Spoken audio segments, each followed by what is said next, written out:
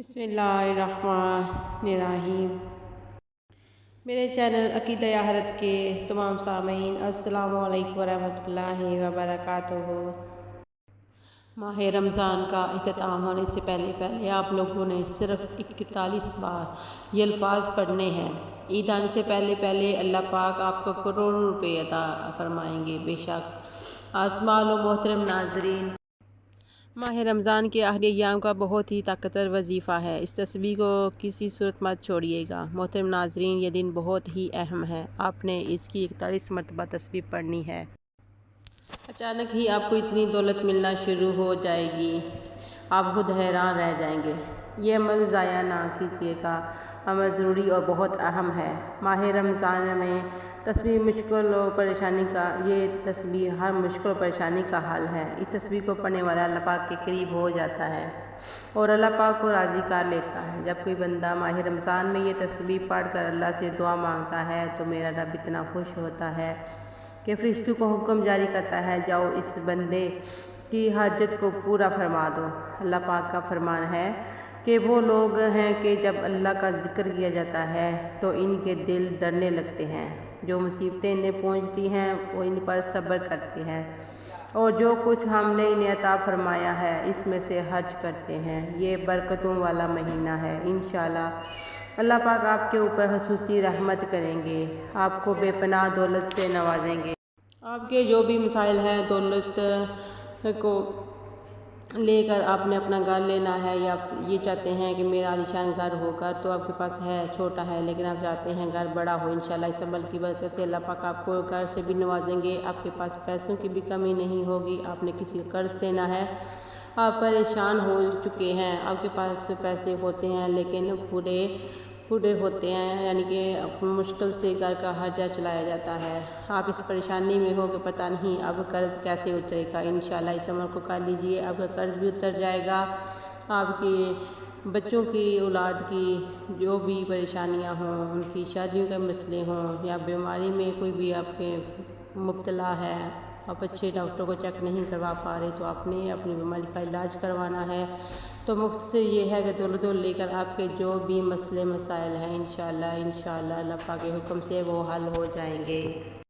ناظرین، وظیفہ بتانے سے پہلے حدیث پاک سن لیں۔ ماہ رمضان میں صدقہ کی بڑی فضیلت ہے۔ حضرت عبداللہ بن عباس رضی اللہ تعالیٰ عنہ نے اہل بصرہ کو صدقہ فطر کے بارے میں بتایا کہ کھجور اور جو اور گندم کے نصف دی جائے تو، اور یہ صحیح بخاری صفحہ نمبر 205 جلد نمبر 1 میں ہے کہ حضرت امیر معاویہ رضی اللہ تعالیٰ عنہ اپنے دور حکومت میں ایک دفعہ شام سے مدینہ منورہ تشریف لائے اور گندم کی آمدنی ہوئی تو انہوں نے فرمایا، میں سمجھتا ہوں کہ اس کی ایک مد سے اناج کے 2 مد کے برابر ہے، یعنی گندم کا نصف سا قیمت اور دوسرے اناج کے برابر ہے۔ صدقہ فطر کے مستحق وہی لوگ ہیں جو زکوٰۃ کے مستحق ہیں۔ قرآن مجید میں ارشاد خداوندی ہے، صدقات تو حق ہے صرف غریبوں اور محتاجوں کا اور ان صدقات پر متعین کارکنوں کا، اور جن کے دل جوئی کرتا ہے، اور ان غلاموں کی گردن چھڑانے میں، قرض داروں کے قرض میں اور اللہ کے راستے میں اور مسافروں میں یہ حکم اللہ کی طرف سے مقرر ہے۔ سورہ توبہ کی آیت نمبر 60 میں ہے، اس ماہ رمضان میں اللہ سے تمام گناہوں کی بخشش مانگتی ہوں یا مانگتا ہوں جو میرا رب ہے اور اسی کی طرف رجوع کرتا ہوں یا کرتی ہوں۔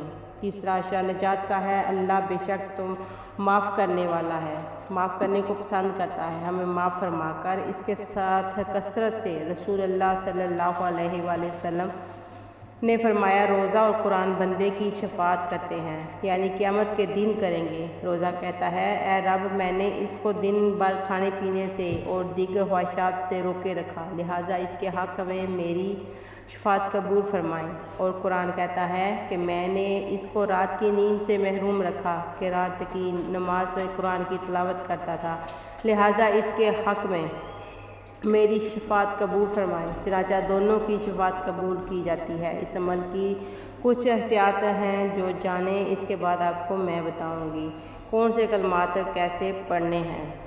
احتیاط میں یہ ہے کہ آپ اس عمل کو کسی بھی وقت کر سکتے ہیں، فجر، ظہر، عصر، مغرب، عشاء، تہجد، کسی بھی نماز کے ساتھ کر سکتے ہیں۔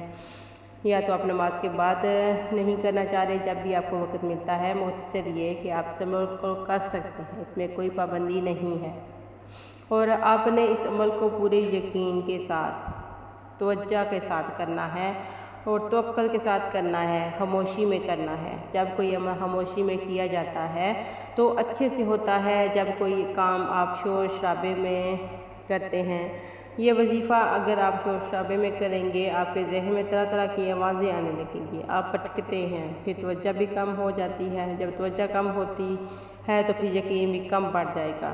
جب یقین کم ہوتا ہے تو پھر عمل اثر نہیں کرتا۔ تو اس لیے اپنی پوری توجہ کے ساتھ، یقین کے ساتھ اس عمل کو کرنا ہے۔ مرد، عورت، بچے، بوڑھے، کوئی بھی اس عمل کو کر سکتا ہے۔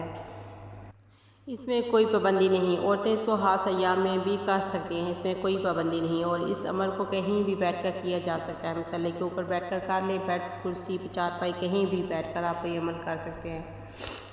اگر آپ کے ذہن میں کوئی بھی شک ہے تو نکال دیجئے۔ ایک دن میں بھلے ہی ہفتے میں وظائف کر لیں، اس سے کوئی نقصان نہیں ہوتا، بلکہ آپ کو فائدہ ہی فائدہ ہے۔ وظیفے سے پہلے درود پاک پڑھتے ہیں۔ درود پاک آپ نے صرف 11 بار پڑھنا ہے، آپ صلی اللہ علیہ وسلم کی ذات پر، اور اگر کسی میرے بھائی کو یہ درود پاک نہیں آتا تو وہ کوئی بھی درود پاک پڑھ سکتا ہے جو اس کو آتا ہے۔ اگر کوئی بھی نہیں آتا تو اتنا بھی کہہ سکتے ہیں صلی اللہ علیہ وسلم۔ تسبیح کا طریقہ کار جان لیجئے۔ اس سے پہلے یہ بات جان لیں کہ آپ کے پاس تسبیح ہے تو اس کے اوپر شمار کر سکتے ہیں، ورنہ ہاتھ کی انگلی کے اوپر بھی شمار کر سکتے ہیں، دل میں بھی شمار کر سکتے ہیں، اس میں کوئی پابندی نہیں۔ جیسا کہ میں نے آپ کو پہلے بتایا، اللہ پاک انسان کی نیت دیکھتے ہیں، یہ پڑھ کیسے رہا ہے۔ اس کے پاس جو آپ نے کلمات کرنی ہے وہ یہ پڑھنے والا اللہ پاک کا یہ اسم ملا کر آپ نے پڑھنا ہے، افضل ذکر کے ساتھ، لا الہ الا اللہ یا وہابو۔ اس کی اتنی فضیلت ہے کہ آپ سوچ بھی نہیں سکتے۔ جب آپ اس عمل کو کرو گے تو آپ دیکھو گے کہ آپ کے کیسے اللہ پاک آپ کے اوپر کرم نوازیاں ہو رہی ہیں، اور ذکر بھی ہے۔ اس کے علاوہ ترازو کے اگر 2 پلڑے ہیں، ایک میں پوری کائنات، پوری دنیا رکھ دی جائے، اور دوسرے پلڑے میں صرف ایک کلمہ رکھ دیا جائے تو کلمہ والا پلڑا باری ہو جائے گا۔ اس کی اتنی طاقت ہے، اور ساتھ آپ نے پڑھنا ہے یا وہابو۔ اس کی بھی بہت سے کمالات ہیں۔ یا وہابو اللہ پاک کا اسم ہے۔ جب آپ اللہ پاک کے اس اسم سے پکارتے ہیں تو اللہ پاک بہت خوش ہوتا ہے، انسان کو نوازتے ہیں۔ یا وہابو اس کا مطلب ہے سب کچھ نوازنے والا۔ آپ حیران رہ جائیں گے۔ آپ نے صرف اس کو 41 بار پڑھنا ہے، لا الہ الا اللہ یا وہابو۔ یہ ایک شمار ہوگا، ایک بار سن لیں، پھر میں آپ کو بتا رہی ہوں، لا الہ الا اللہ یا وہابو، یہ ایک ہی بار شمار ہوتا ہے۔ 41 بار پڑھنا ہے، اچھی طرح پڑھنا ہے۔ جب آپ پڑھ کے دیکھیں گے کہ کتنی جلدی اللہ پاک آپ کے اوپر خصوصی رحمت کریں گے، آپ کو بے پناہ دولت سے نوازیں گے، ایسے ذریعے بنیں گے، آپ خود حیران رہ جائیں گے۔ آپ کو جو بھی دولت کا مسئلہ ہوگا، جو بھی آپ کو مالی مسائل ہیں، وہ اللہ تعالیٰ دور فرمائیں گے۔ آپ نے اپنی بیماری کا علاج کروانا ہے، انشاءاللہ اللہ تعالیٰ اس کے لیے بھی آپ کو ذریعے پیدا کر دیں گے۔ اللہ پاک آپ کو دولت سے نوازیں، اپنی اولاد کی شادی کرنی ہے، انشاءاللہ اس عمل کے بعد سارا پیسہ کا انتظام ہو جائے گا۔ دینے والی ذات اللہ پاک ہی ہوتے ہیں، بس انسان کا کام ہے اللہ کے اوپر پختہ یقین رکھنا اور کوشش کرتے رہنا، محنت کرنا۔ آپ نے یہ کوشش کرنی ہے، اس عمل کو اچھی طرح کرنا ہے، پوری توجہ کے ساتھ کرنا ہے، پورے یقین کے ساتھ کرنا ہے۔ اللہ تعالیٰ میرا آپ کو سنانا اور آپ کا سننا قبول فرمائے۔ جزاک اللہ خیر، فی امان اللہ۔